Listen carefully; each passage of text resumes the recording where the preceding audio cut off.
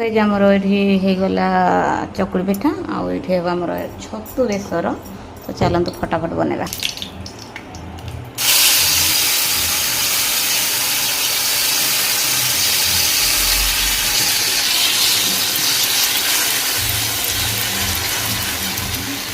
तो मुझे बेसर पकई नहीं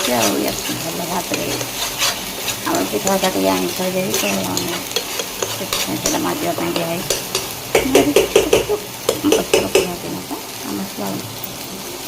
ये हलदी गुंड पड़गला लंका गुंड मिट मसला गरम मसला जीरा गुंड आड़ी धनिया गुंड आम अल्प टे पानी पकई नवा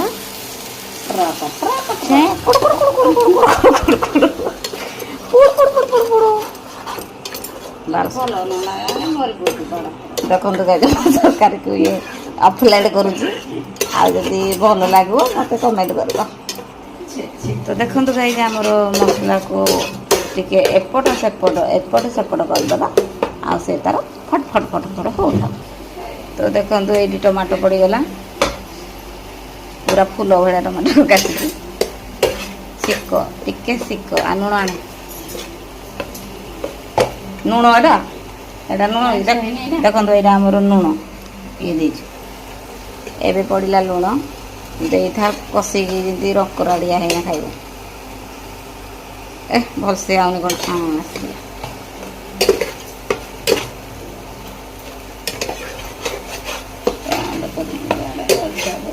पट्टी फुटा देवी भल अच्छे पोड़ा पड़ी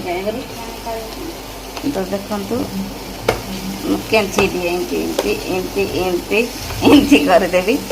कैमेराटा तो खाली मन इच्छा जाऊँगी मुझे गोटे जिनस देखने से आ गोटे जिनस देख कैमेरा भी भूल मानुनी। देखो ये मसला होगला आम छतु को जो धोईकी रखी से पकई नवा